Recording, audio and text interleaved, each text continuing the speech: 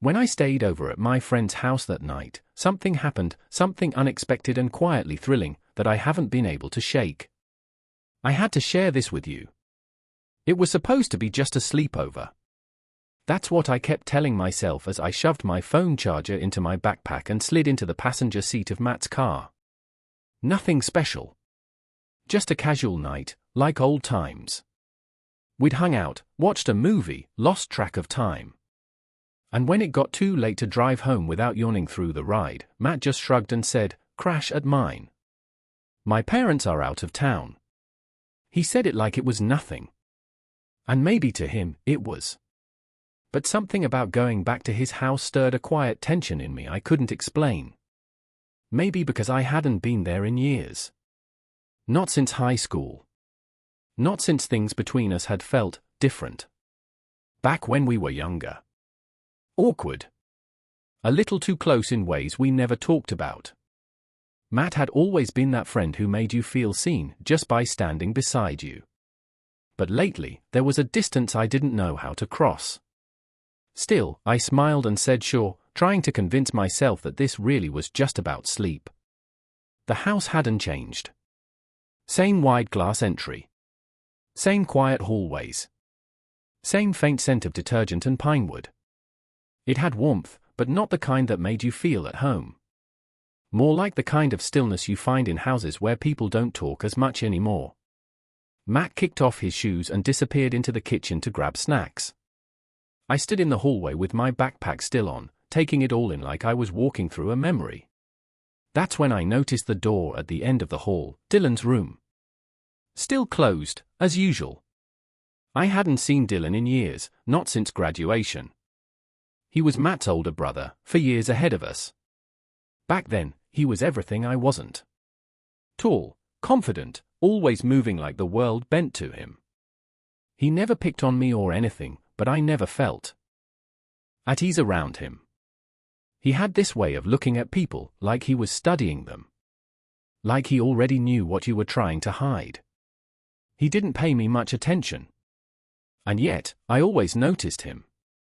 The way he'd come in late at night, hoodie half on, hair a mess.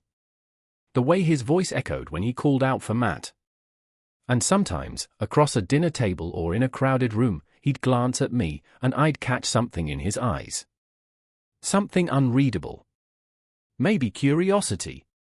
Maybe nothing. But whatever it was, it stuck with me. Still standing there, half lost in thought, I heard Matt laugh and toss me a soda from the kitchen. "Come on," he said, "you can sleep in Dylan's room. He's out with friends. Probably won't even come home." I hesitated. "You sure?" Matt smirked. "He doesn't bite. Not unless you ask nicely." I tried to laugh, but something twisted in my chest. Still, I followed him down the hall. When he opened the door to Dylan's room, I was hit with that familiar scent, sharp, earthy, like cedar and something darker beneath. The room was clean but lived in. A half-empty water bottle on the nightstand. Books stacked in uneven piles on the floor. A hoodie tossed over the back of a chair. Like he'd just stepped out minutes ago. "Help yourself," Matt said, backing toward his room. "Blankets are in the closet. Bathroom's still across the hall. See you in the morning." And then, I was alone. The room felt too big. Too quiet. Too full of someone else's presence. I sat on the edge of the bed, unsure how much space I was allowed to take up. The mattress didn't even dip beneath me. I ran my fingers across the comforter, smooth, warm, and stared at the shelves lined with Dylan's old camera gear. I hadn't even known he still lived here. That small detail unsettled me in a way I didn't expect. I changed into a t-shirt and boxers, brushed my teeth, then stood there for a while, unsure what to do next. Finally, I slid under the covers. The sheets were cool against my legs. The air felt still, almost suspended. I stared at the ceiling, trying to relax. But sleep didn't come. And that's when I heard it, the front door. I froze. The sound of keys. A low grunt. Boots being kicked off. Footsteps, slow, heavy. Maybe he didn't even remember I was here. Still, I couldn't settle. The pillow smelled too much like him. That same subtle cologne I remembered from high school, but now, it had something else. Something older. There's a scent you only catch when you're close to someone, one that lingers in their clothes, their sheets, the back of their neck. And now, it was all around me. Threading through the silence like a whisper that hadn't been spoken. Eventually, I sat up. Told myself I just needed the bathroom. A splash of cold water. Something to clear my head. But the second I opened the door, I caught a flicker of light from the living room, the faint glow of the TV, shadows playing across the walls like ghosts. And there he was. Dylan. Sitting on the couch, one arm stretched lazily along the backrest, a beer bottle hanging from the other. His eyes were on the screen, but unfocused. He wore only a white t-shirt and grey sweatpants, both clinging to him in ways I noticed far too quickly. His hair was messy, like he'd run his hands through it one too many times. His forearm tensed slightly as he lifted the bottle to his lips. I froze. Maybe he hadn't seen me. I could have slipped into the bathroom, pretended I never left the room. But something about how he looked in that moment, quiet, distracted, yet still aware, held me there. Like if I moved, I might shatter something fragile. Then his voice broke the silence, low, even. Couldn't sleep. I stepped out fully, heart ticking faster than I wanted to admit. Not really. He didn't turn to look at me, just nodded toward the couch with a tilt of his chin. Didn't mean to keep you up. You didn't, I replied quickly. Then paused. Why did I feel the need to sound casual? The bed's nice, just not used to it. Now, he looked at me. His gaze landed like it had weight, slow, deliberate. The kind that makes your skin warm just from being seen. Didn't think you'd actually sleep in my room. Matt said it was fine. He gave a slow nod, the corner of his mouth tugging into a half smile. Of course he did. I lingered in the hallway, suddenly aware of how little I was wearing, just a t-shirt and boxers. The floor was cold under my feet. The air carried the scent of his body wash, mixed with hops from his beer. Everything about the moment felt suspended. Like it was waiting to shift. You can sit, he said at last, nodding to the other end of the couch. I don't bite. I gave a small laugh, trying not to overthink it as I crossed the room and sank into the cushion beside him. There was space between us, but not much. Not enough to ignore how his knee angled toward mine. Or how his shirt stretched slightly over his shoulder when he shifted. What are you watching? I asked. He glanced at the screen. Some documentary. Not really paying attention. I nodded, my eyes flicking to the TV, then back to him. The room was dim, just the flicker of television light washing his features in shades of blue and grey. I noticed the light stubble along his jaw, the faint shadows under his eyes like he hadn't been sleeping much. He looked older. But not in a bad way. Just more real. More grounded. He took a sip from the bottle, then held it out toward me. Want some? I hesitated, then took it. Our fingers brushed, just for a second, but the touch sparked something sharp between us. Fleeting. Electric. I brought the bottle to my lips, tasted the bitterness, cold and earthy, then handed it back. He didn't look away from me. You've changed, he said quietly. I blinked. What do you mean? You're different, he said simply. More confident. Back then, you wouldn't even look me in the eye. He'd crept up my neck. Maybe you were scarier back then. He smiled, slow and thoughtful. Maybe. The silence that followed wasn't uncomfortable. It felt full. Like it was waiting to be acknowledged but didn't need to be rushed. He leaned back, eyes drifting to the ceiling, and I caught myself noticing. The lines of his body again, the curve of his neck, the long stretch of his legs, the way his chest rose and fell like something unspoken was sitting in his thoughts. I didn't expect you to be here tonight, he said after a while. Didn't know Matt still had friends over. It wasn't planned, I replied. We were hanging out and it just got late. He nodded again, slow. Right. I wanted to ask him why he hadn't come to his room. Why he'd looked at me the way he did. But I didn't. Because something about the moment felt delicate, like one wrong word would tip it too far. So instead, I sat there, letting the quiet stretch between us like a wire pull tight. And deep down, I felt it again. That slow, quiet pull that had always existed between us. Something I hadn't named before, maybe couldn't. But now, I felt it clearly. Something was going to happen. Not yet. But soon. I don't remember who moved first. Maybe neither of us really did. We just sat there for a while, side by side on that couch. The low hum of the TV filling the silence, almost like it was there just to keep us company. Outside, the night had deepened.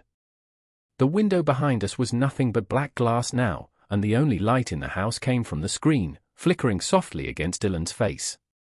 His presence felt different than it used to. Back then, there was always a tension, an edge I couldn't name. I used to avoid his eyes, scared of what he might say or what I might feel. But now? There was no danger. Just heat. And weight. And the kind of attention that makes your body suddenly too aware of itself. I should probably head back, I said eventually, though I didn't move. He looked over at me with that slow, unreadable half-smile. You could. And that was it. No pressure. No invitation. Just the space between us, heavy with something unspoken. I swallowed and let the silence return. The beer still lingered on my tongue. But it wasn't the taste that stayed with me. It was him. His presence. His knee inches from mine. The way his shoulder grazed mine as he leaned forward to set the bottle down. The way his fingers brushed his jaw like he didn't know what to do with them anymore. Eventually, I stood. Not because I wanted to leave.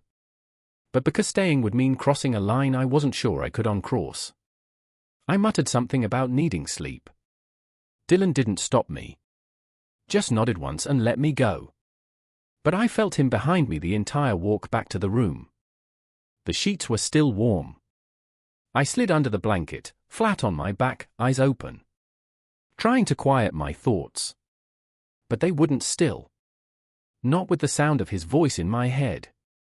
Not with the memory of that look, like he'd found something in me he wasn't ready to say out loud.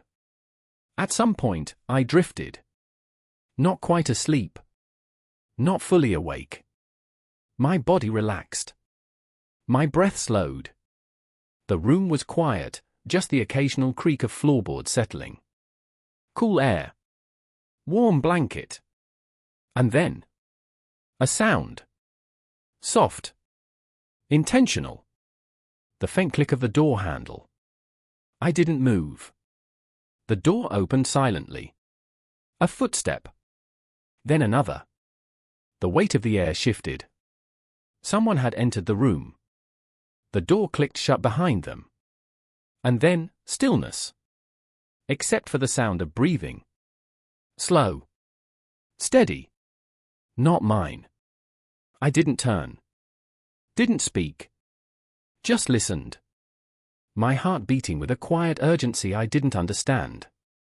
In the darkness, I saw the shape near the bed. And I knew, even before he said anything, that it was Dylan. There was the soft rustle of fabric. The gentle sound of a shirt sliding off. Then the quiet exhale of someone undressing. The mattress dipped beside me, slow, familiar. Like it already knew him. And still, he didn't say a word. He just lay there. Close. I felt the heat of him beside me. And even then, I wasn't sure what this meant. Maybe he just came in to sleep. This was his room, after all. Maybe he was just reclaiming it. But then, I felt his hand. His hand rested lightly on the blanket above my waist. Not pushing. Not demanding. Just there. A question, not a command. Then the blanket shifted. Slow. Careful. He peeled it back just enough to uncover my hip, the hem of my shirt, and the sliver of skin between that and the waistband of my boxers. His fingers hovered there, not touching fully, but close enough to feel the heat. I could feel the warmth of him behind me now, the soft brush of his breath against the back of my neck. He was so close I didn't need to see him to know. He was watching me. Not like he had the upper hand. Like I was something delicate and dangerous all at once. His voice came then. Barely a whisper. "You're not asleep." It wasn't a question. I stayed still a second longer, like if I didn't respond, the moment might disappear. But then I turned, slowly, until I was facing him in the dark. His face was close, his eyes catching just enough hallway light to glow faintly. "I don't know if I should be," I said softly. He didn't smile. But his hand moved again, fingertips grazing the edge of my waist, tracing the bone just beneath the skin. "I've been thinking about this," he whispered. "About me?" I asked, my voice barely holding. "About whether you ever thought about it too." My throat tightened. "I didn't think you remembered me." His eyes searched mine, like he hadn't expected that answer. "I never forgot." The silence between us pulsed with everything we hadn't said. Everything we didn't know how to explain. And then, with that same unbearable slowness, he leaned in. Not fast. Not rushed. Just a quiet press of warmth against my mouth. And I kissed him back. Not because I had made a decision. But because something in me had always known I would. His lips were soft, sure.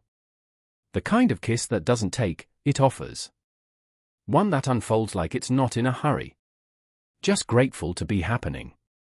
I felt it first in my chest, a subtle trembling, like my heart was catching up to what was real. He didn't rush.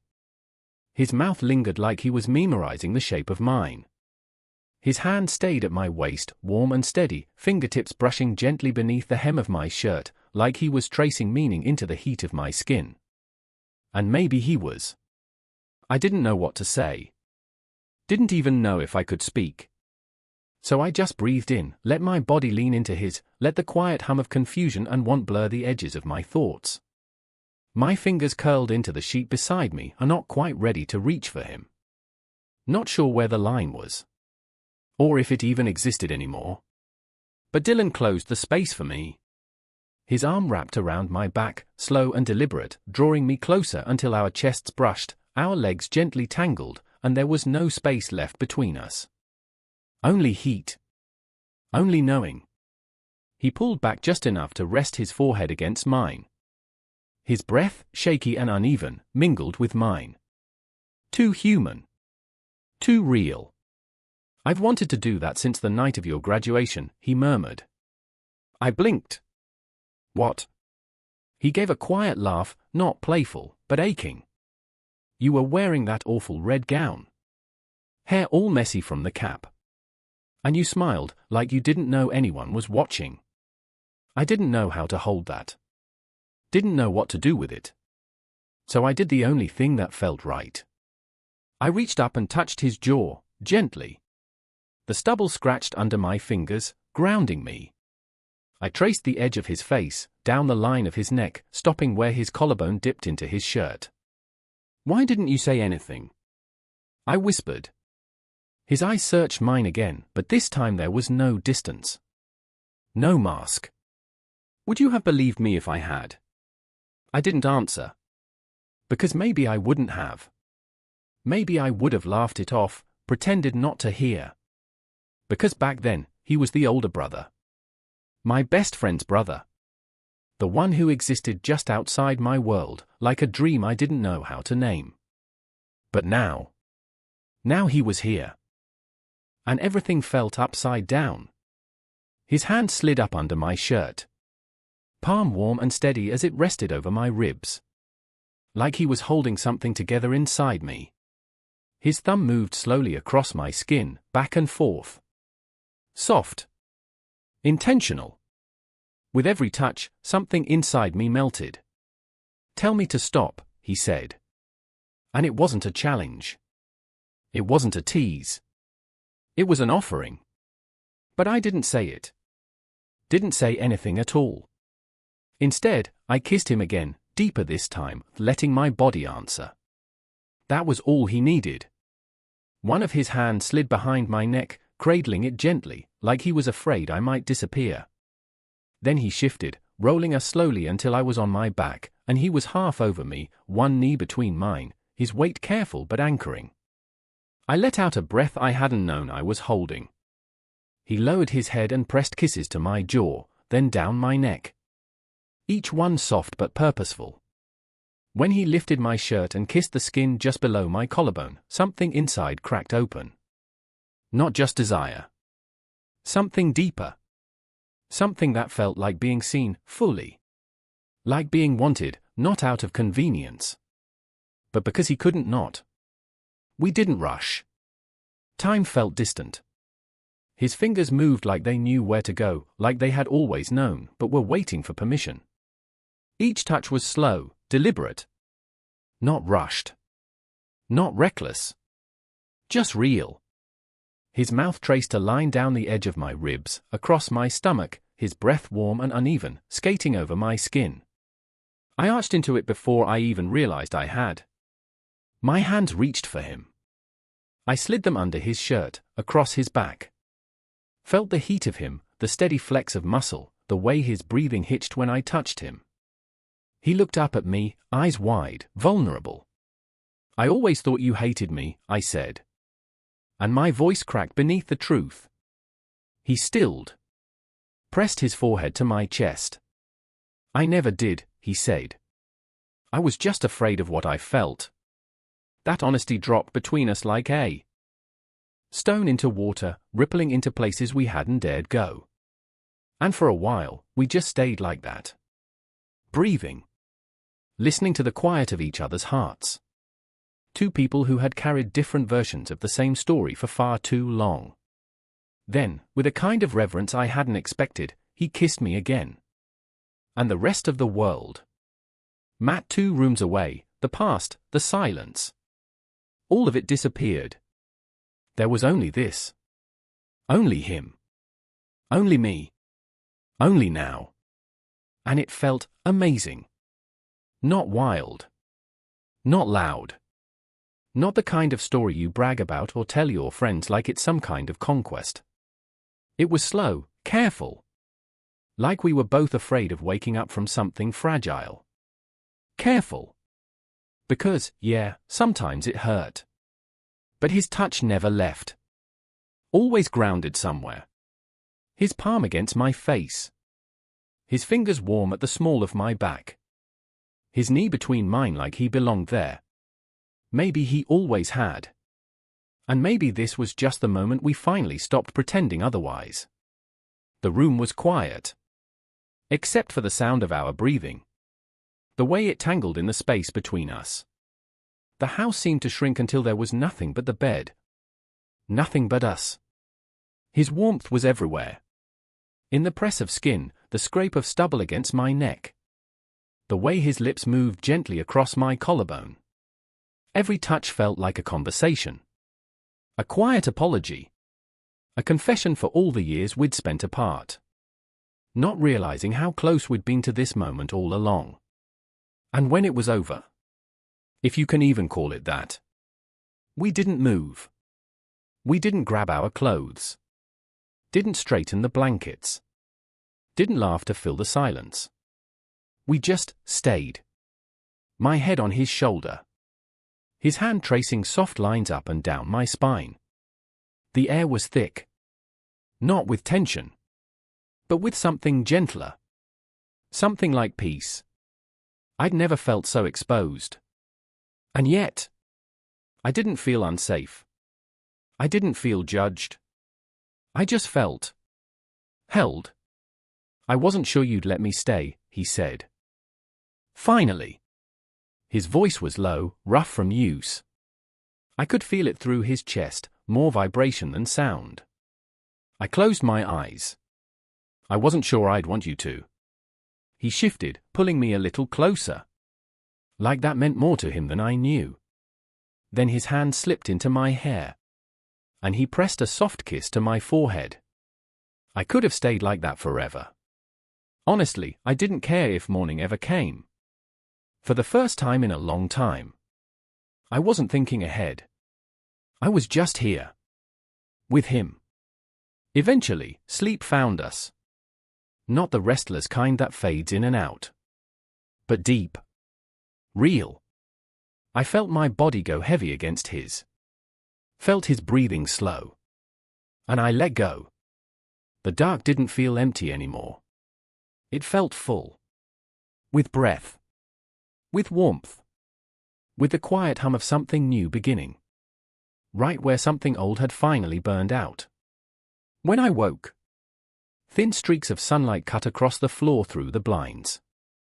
For a split second, I panicked. Forgot where I was. Forgot who the warm body behind me belonged to. But then, his arm tightened around my waist. And the memory returned. Not as a jolt, but like warm water rising.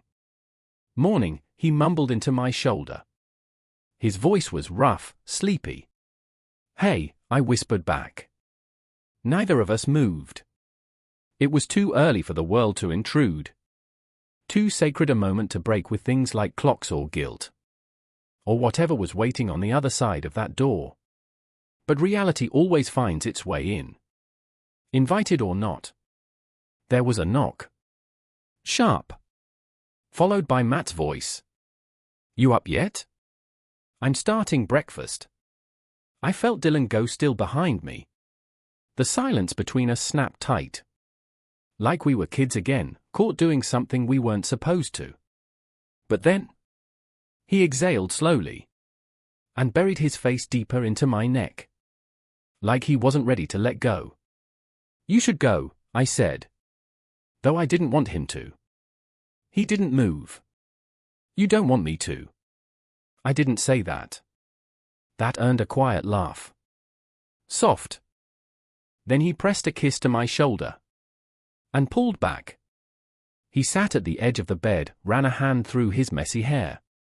And in that soft morning light, I saw all of him. The bareback, the quiet strength. Faint traces on his skin where my fingers had been. And I wondered. How does this work now? What do we say? But Dylan turned to face me. No shame.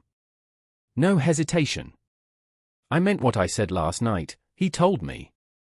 I didn't forget you. Not once. And I don't want this to be a one-time thing. I stared at him. Matt's your brother. He shrugged, calm, unapologetic. You're not. And for some reason, that made something in my chest collapse in the best way. I sat up, the blanket slipping down across my stomach. Met his gaze. So, what now? He smiled. Small.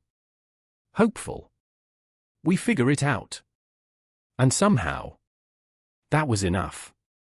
Later that morning, when Matt joked that I looked like I hadn't slept, Dylan just shot me a glance from across the kitchen table. Calm. Unreadable. But unmistakably his. I bit the inside of my cheek to keep from smiling. No one needed to know. Not yet. Not when it still felt this new. This delicate. But under the table. His foot nudged mine. And I knew. This wasn't over. It was just beginning. Because sometimes, the people you least expect are the ones who see you most clearly. But now I want to ask you, what would you have done in my place? Would you have pulled away, afraid of what it meant? Or stayed like I did? And let yourself feel something real? Let me know in the comments. I'm genuinely curious. And if you've ever been in a moment like this, I'd love to hear your story too.